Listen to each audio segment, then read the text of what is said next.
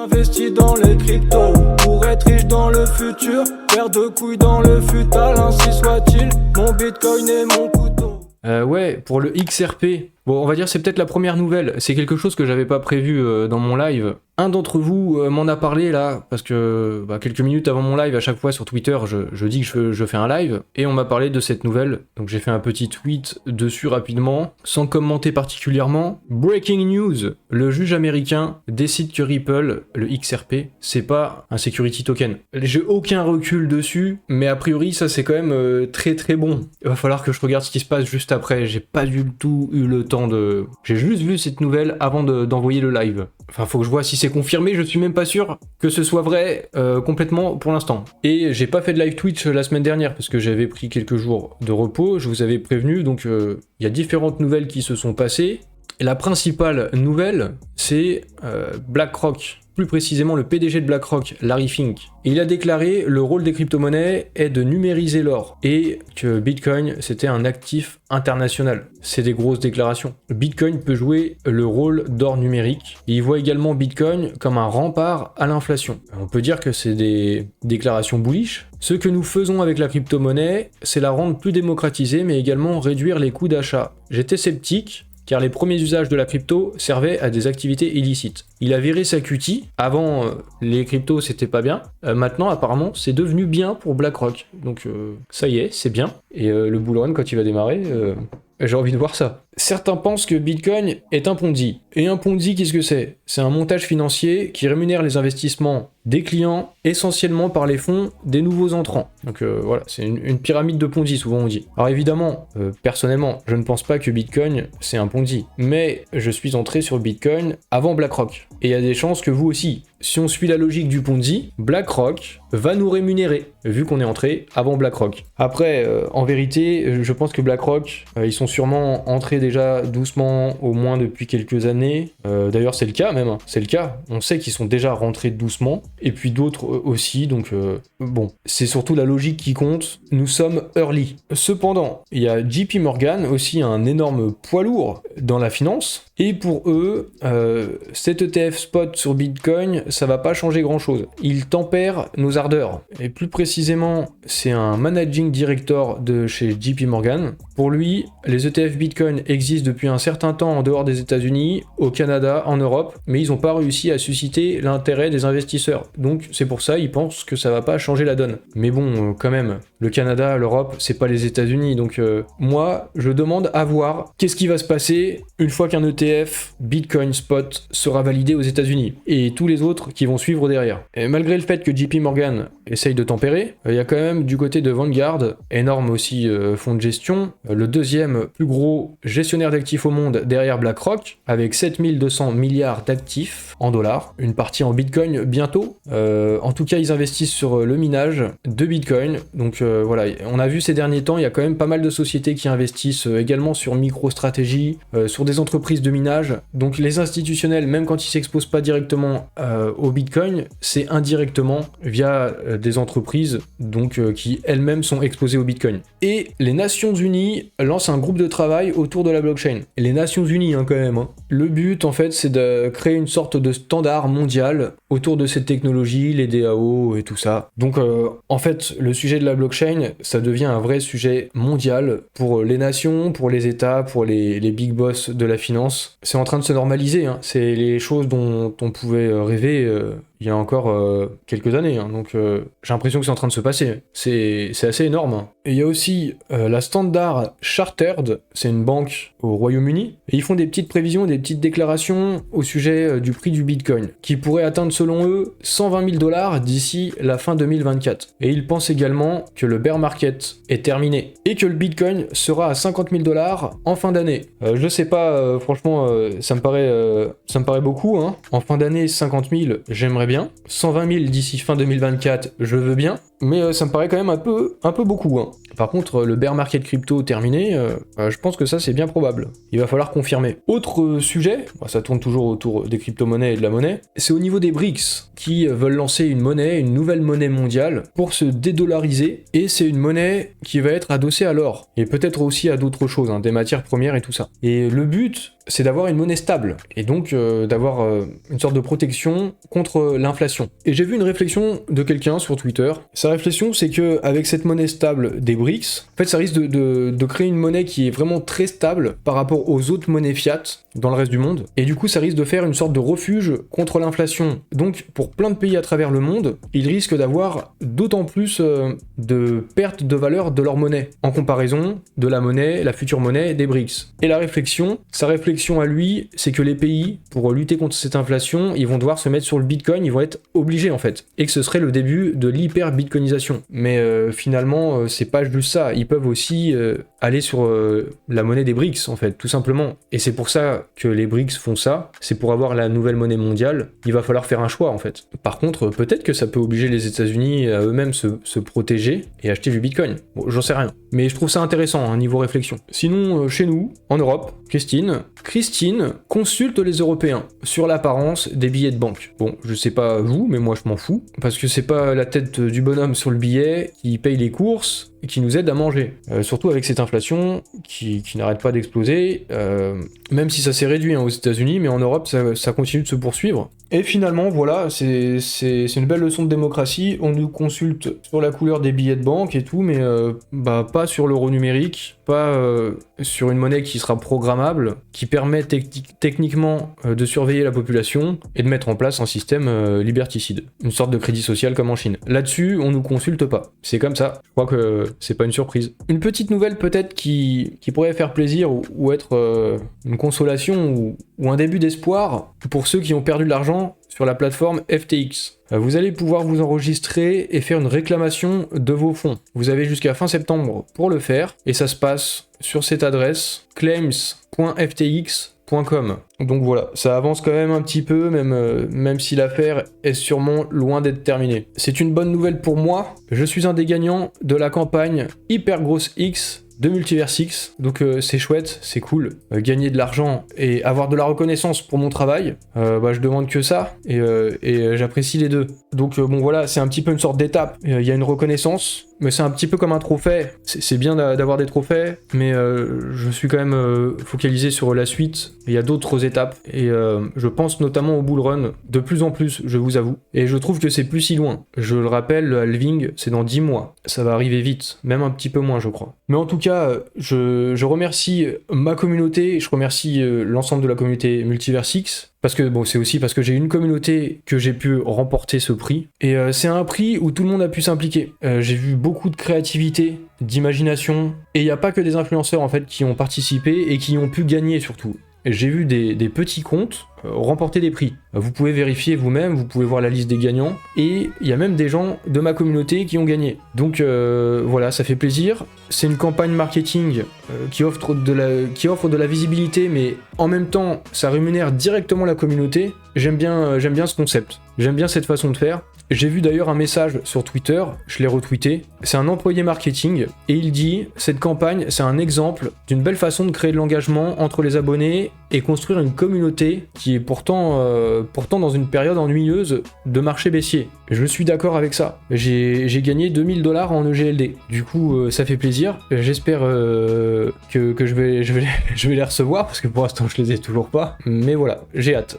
J'ai hâte de les avoir. Surtout, ça arrive au bon moment pour Atom Protocol. Et le liquid stacking, le lending et tout ça. J'y reviendrai. Mais parlons du coup du Launchpad et du KYC. J'ai fait un petit sondage pour faire un état des lieux, voir à peu près où est-ce que ça en était. Presque 70%, 7 personnes sur 10, le KYC il est validé. Il y a 23% qui n'ont pas participé, quelle que soit la raison. Il y avait 2%, le KYC était en cours. et un peu moins de 5% le KYC refusé. Du coup, si on regarde seulement les gens qui ont fait le KYC, on exclut les gens qui participent pas. J'ai fait le calcul, ça fait à peu près 6% de KYC qui ont été refusés. Ça fait toujours chier quand ça nous arrive, mais ça reste peut-être un taux acceptable, sachant en prenant en compte que normalement là, on n'a plus à repasser les KYC, ce sera bon pour les prochains launchpads, et du coup, bah, les 6% qui restent, normalement pour le prochain launchpad, pour vous, ça devrait passer parce qu'il y a beaucoup moins de KYC qui seront à gérer. Et je rappelle, c'est pas directement Multiversix qui gère ça, il passe par un prestataire. Et rappelez-vous aussi, parce que bon, c'est normal d'être mécontent quand notre KYC est refusé, mais quelque part, on vous enlève rien, on vous enlève pas des cryptos,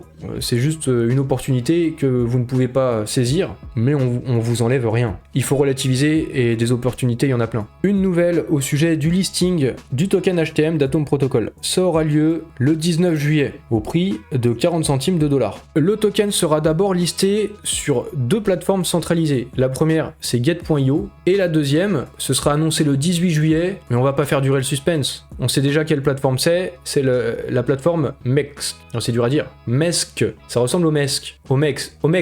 Putain, c'est pas évident. Hein. Du coup, voilà, cette plateforme, il y a pas mal de projets qui se listent dessus, des projets de Multiversix. C'est pas forcément une surprise. Ça a été repéré par Dr. John sur l'Explorer de Multiversix. On voit ici le MESC. Il y a eu des transactions avec le token HTM. Il n'y aura donc pas de surprise le 18 juillet. Je vous disais donc, le token sera d'abord listé sur ces 2 plateformes, et ensuite, 1 heure après, sur X-Exchange. Et il y a des mystères autour du Price Discovery. Je sais pas trop comment ça va se passer le Price Discovery. Apparemment, si on regarde ce qui a été dit dans le tweet d'Atom Protocol, le Price Discovery sera conduit simultanément sur plusieurs exchanges. Donc sur 3 exchanges.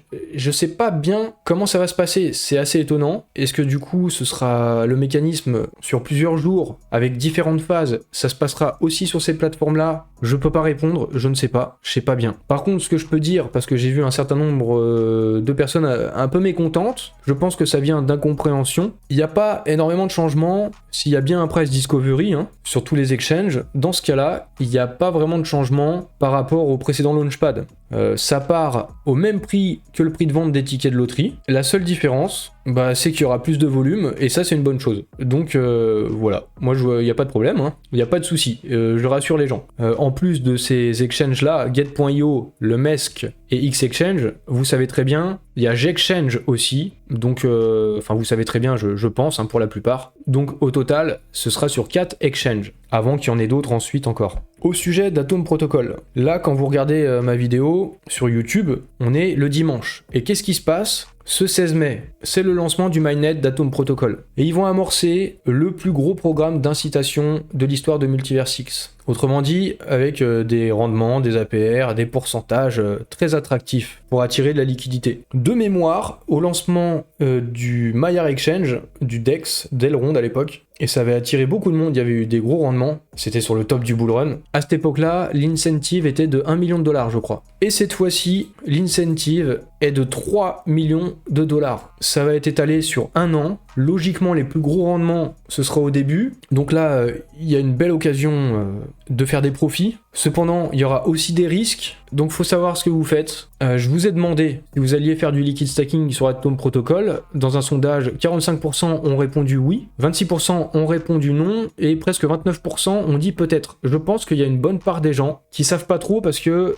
ils comprennent pas tout. Liquid stacking, lending, borrowing, tout ça, j'ai l'impression que c'est un peu complexe pour pas mal de gens. Donc, je vous renvoie vers 2 vidéos. Je vais les mettre dans la description là, dans la vidéo YouTube. J'ai fait une vidéo déjà sur le liquid stacking. Je vous l'ai rappelé aussi récemment, mais pour ceux qui sont passés entre les gouttes, regardez cette vidéo, et aussi cette vidéo où je présentais Atom Protocol et je parlais du lending. Si vous voulez faire quoi que ce soit sur Atom Protocol, vous devez d'abord comprendre les concepts. Et pour vous aider à les comprendre, je vais sortir une vidéo mardi, donc on sera alors le 16, du coup le 18, le mardi 18, et c'est après la sortie du mainnet du 16, le dimanche 16 d'Atom Protocol, mais bon, je fais comme je peux, il y a beaucoup d'actualités en ce moment. Je vais faire une vidéo assez complète sur les stratégies pour essayer de vous expliquer du mieux possible quels sont les risques et quelles sont vos options. Donc suivez ça sur YouTube, c'est une bonne occasion d'activer les notifications si c'est pas fait, et je vais vous parler de tout ça. Il y a vraiment des occasions de multiplier ses rendements, et moi je vais en profiter. Je poursuis avec ce tweet que j'ai vu de Tikapo. Il a repéré quelque chose sur le GitHub Polygon Network qui a été ajouté au X-Bridge. Donc voici le GitHub, c'est une plateforme pour les développeurs. C'est validé par Gabriel Mattei. Il fait partie de la team Multiversix. Et du coup, je me suis dit, je vais regarder sur l'Explorer de Multiversix. Et j'ai trouvé, effectivement, le bridge Polygonmatic me semble bien prêt. Il y a le token Wrapmatic, Wmatic, bridgé au format ESDT. On voit ça aussi sur les visuels, on voit le token là. Il y a eu des transactions pour tester, a priori. Mais en tout cas, c'est présent sur le mainnet de Multiversix, le token Wmatic. Donc le bridge, il serait prêt pile poil au bon moment, un timing parfait pour le lancement d'Atom Protocol. On va voir, en tout cas, pour l'instant, il n'y a pas eu de nouvelles, de déclarations à ce sujet-là. C'est quand même très bientôt le lancement du mainnet. Et maintenant, je passe à Xmoney, avec la X-Card qui offrira jusqu'à 8% de cashback. Il sera aussi possible de stacker, de lock des UTK dans des guildes afin d'obtenir jusqu'à 15% de reward. Et d'après la roadmap, Xportal va devenir un véritable compte bancaire avec IBAN, des services financiers et tout, en Q4 2023. Q4 2023, c'est pas sûr non plus, parce que c'est une date potentielle. Si ça arrive en Q1 2024, ce sera pas non plus étonnant, ça peut arriver quoi. Faut s'y préparer. Mais du coup voilà, ça c'est les montants maximaux, et il est aussi intéressant de voir le détail. Et le détail, c'est que pour les petits portefeuilles, le cashback, il sera petit aussi. 0,25% de cashback si on détient plus de 1000 $ du token UTK. Et les 8%, il faut détenir plus de 300 000 $ en le stackant, en bloquant le token. Alors, plusieurs réflexions. Ça peut être une bonne chose pour attirer beaucoup d'argent, pour attirer des gros portefeuilles, parce que là, évidemment, ça attire plutôt des gens qui ont de l'argent. Et du coup, c'est quand même dommage quand on a des plus petits portefeuilles. Cependant, il y a des choses qui m'interrogent. Il parle en dollars. Or, UTK, c'est un token, c'est volatile, la valeur elle fluctue. Je sais pas trop pourquoi c'est en dollars. À la limite, la seule explication que je verrais, c'est que les montants ils resteraient en dollars. C'est-à-dire que si aujourd'hui vous avez un bag équivalent à 2000 $ en UTK, aujourd'hui, quand ce sera lancé, vous avez compris, vous bénéficierez de 1% de cashback. Mais si le token fait x10, dans ces cas-là, vous passerez dans la catégorie du tier 2 et vous auriez 2% de cashback. Peut-être que c'est comme ça, je sais pas. C'est la seule explication à ce stade que je vois. Mais j'ai quand même d'autres interrogations aussi. Parce que là, ça parle en UTK pour le cashback et les rewards aussi, de ce que je comprends, ils seraient en UTK. Or, dans un tweet de Lucian Minkou, il était question de reward en EGLD au sujet de la X-Card. Du coup, je comprends pas. Et aussi, dans Xportal, au lancement, il était dit que le cashback dépendrait de la quantité de GLD en stacking. C'est sur la photo, voilà, c'est écrit ici, les EGLD en stacking. Du coup, je trouve ça mystérieux, je sais pas trop au sujet de la X-Card, qu'est-ce qui va se passer exactement. Peut-être que c'est pas encore statué définitivement, je sais pas. Je vous avoue, j'en sais pas plus là. Donc il faudra attendre d'avoir plus d'informations et peut-être d'approcher de la fin de l'année. Je vous recommande, j'essaierai aussi de vous mettre ça dans la description, ce document en fait, si vous voulez consulter tout ce qu'il y a à savoir au sujet de la tokenomics, etc., les nouveautés de l'UTK 3.0, renseignez-vous en lisant ce document. Également sur YouTube, sur la chaîne YouTube de Xmoney, vous pourrez retrouver cette vidéo, cette intervention qui dure 1h31 entre Benjamin Minkou, Lucien Todea et Martinho Aragao de Xmoney, et ils discutent à propos de l'UTK 3.0. Donc si vous voulez plus d'informations, je vous renvoie vers tout ça. Et au sujet d'Xmoney, on apprend également que Sanja Coin s'envole vers d'autres horizons. Elle quitte son poste de CIO de Xmoney. Elle part vers de nouvelles aventures et de nouveaux challenges. Et c'est une annonce qui s'est faite en même temps que l'annonce de l'UTK 3.0. Bon, je connais pas les raisons de son départ, mais apparemment c'est ses aspirations personnelles. On n'en sait rien, je ne sais pas, j'ai pas de commentaires de plus à faire là-dessus. Vous avez juste la news. Une news plus importante, et là il y a plus de choses à dire, c'est sur le premier référendum de la communauté Xmoney qui se déroulera du 7 au 13 août 2023. Et l'enjeu, c'est décider du passage de l'UTK 2.0 à l'UTK 3.0, voir si ça va se faire ou non. Il y aura la possibilité de voter. Voter oui, voter voter non ou être neutre et s'abstenir. Enfin s'abstenir mais en votant quand même, en votant blanc. Qui peut participer? Tous les holders du TK au format ESDT. Donc si vous avez de l'UTK ERC20, bah il faut le rapatrier et l'avoir au format ESDT sur Multiversix. Il y a un snapshot qui aura lieu entre le 24 et le 30 juillet. Bon, je pense que ça va passer, hein, ça va être validé probablement sans trop de surprises. Et maintenant, je vais parler de ce pendentif Multiversix. C'est un de mes abonnés qui m'a tagué dans un tweet et en me disant que c'est sa copine qui fait ses pendentifs Multiversix. Ils sont fluorescents aussi dans le noir. Et par la suite, sa copine aussi m'a contacté par mail et en me proposant de faire gagner un pendentif à ma communauté. Du coup, voilà, j'ai publié le giveaway, c'est en live et vous pouvez participer également si vous êtes sur YouTube. Le giveaway dure jusqu'à lundi, je ferai le tirage vers 20h, donc je vous encourage à participer si ça vous intéresse. Je trouve ça assez qualitatif, bon il est plutôt sympa quoi. Et peut-être que dans quelques années quand le GLD vaudra 10 000 $, avoir un pendentif avec le X, ce sera un signe extérieur de richesse, ce sera un peu comme un gros bling bling. Je sais pas du tout, hein. Je plaisante évidemment. Je vais terminer avec Xjazz, peut-être que vous connaissez, il est assez actif sur Twitter, et il fait partie de ma communauté, et il est en train de recréer une communauté Multiversix sur le réseau social Nostr. C'est un réseau social décentralisé, ça fonctionne avec des clés cryptographiques, et vous pouvez le contacter en DM, voilà, vous avez son compte Twitter. Si vous êtes sur Nostr, si vous voulez faire partie de la communauté Multiversix sur Nostr, vous pouvez le contacter. J'ai terminé avec les news.